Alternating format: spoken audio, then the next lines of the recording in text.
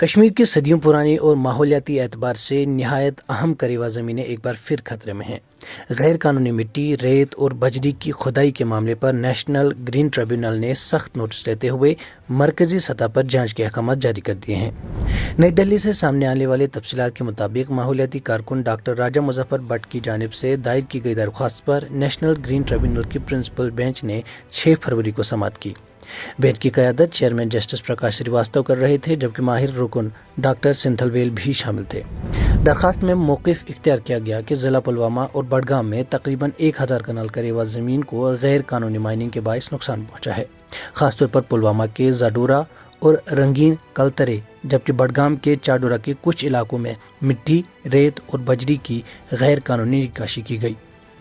وچھو بس یت کس کر ٹھیک وی کہ گام کس اکاؤنٹس من کہین، اگر رائلٹی معمولی نمس سرکار سو نمس جیولوجی مائننگ ڈپارٹمنٹ ہتھے گامک زمین یہ زڈر زمین، یہ زڈر کن ہند زمین، یہ پلوامک زمین، اگر یہ سٹیٹ لینڈ تہ سٹیٹ لینڈ مطلب ما گو سیکٹریٹک زمین تو راج بھونک زمین۔ این جی ٹی نے ایک مشترکہ کمیٹی تشکیل دینے کا حکم دیا ہے، جس میں وزارت ماحولیات، جنگلات و موسمیاتی تبدیلی، central pollution control board, deputy commissioner Pulwama اور بڈگام اور چندی گڑھ میں قائم وزارت ماحولیات کے علاقائی دفتر کے افسران شامل ہوں گے۔ اس کمیٹی کی نگرانی اور رابطہ کاری کی ذمہ داری ڈپٹی کمشنر پلوامہ کو سونپی گئی ہے۔ عدالت نے کمیٹی کو ہدایت دی ہے کہ وہ درخواست گزار کو پیشگی اطلاع دے کر متاثرہ مقامات کا معائنہ کرے، غیر قانونی مائننگ کی حد کا تعین کرے، نکاسی کی گئی مٹی اور بجری کی مقدار کا اندازہ لگائے، ذمہ دار افراد کی نشاندہی کرے اور یہ بھی رپورٹ کرے کہ اب تک کیا کارروائی کی گئی ہے۔ ڈاکٹر راجہ مظفر بٹ کے وکیل سوربھ شرما نے عدالت کو بتایا کہ اس غیر قانونی کھدائی سے نہ صرف زمین کو نقصان پہنچا ہے، بلکہ سیب، آلو بخارا اور بادام کے باغات کو بھی بھاری خسارہ اٹھانا پڑا۔ متاثرہ کسانوں کی فہرست بھی عدالت میں پیش کی گئی۔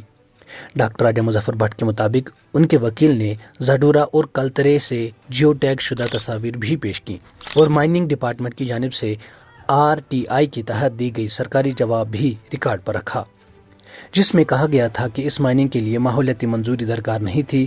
NGT کے چیئرمین نے اس نقطے پر سنجیدہ نوٹس لیا۔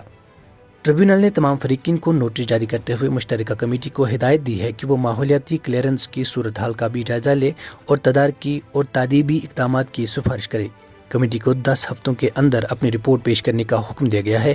اس معاملے کی اگلی سماعت 18 مئی 2026 کو مقرر کی گئی ہے۔ یہ امر قابل ذکر ہے کہ کریوا یا وڈر وادی کشمیر کی قدیم سطح کی زمینیں ہیں، جو تقریباً 40 لاکھ سال قبل وجود میں آئیں اور دریائے جہلم کے بائیں کنارے سمیت وادی کے بڑے حصے پر پھیلی ہوئی ہیں۔ ان کی نرم اور زرخیز مٹی زعفران، سیب اور بادام جیسے اہم فصلوں کی بنیاد ہے، جبکہ ان کی تہوں میں موجود فوسلز ماضی کے ماحول کو سمجھنے میں اہم کردار ادا کرتے ہیں۔ تاہم تیز رفتار شہری پھیلاؤ اور غیر قانونی مائننگ کے باعث یہ تاریخی اور ماحولیاتی طور پر قیمتی زمینیں شدید خطرے سے دوچار ہیں۔ انفراسٹرکچر منصوبوں کے لیے کریوا کی مٹی کا بے دریغ استعمال اور وسیع رقبوں کو تجارتی و رہائشی منصوبوں میں تبدیل کرنا اس تباہی کو مزید بڑھا رہا ہے۔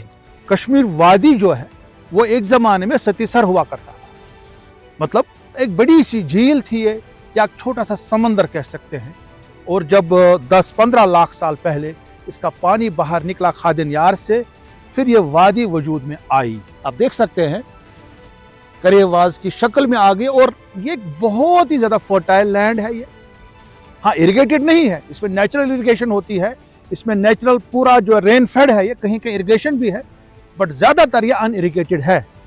مگر اس کی مٹی اتنی زیادہ فرٹائل ہے، ان اریگیٹڈ ہونے کے باوجود بھی بہت زبردست اس پہ فصل اگتی ہے۔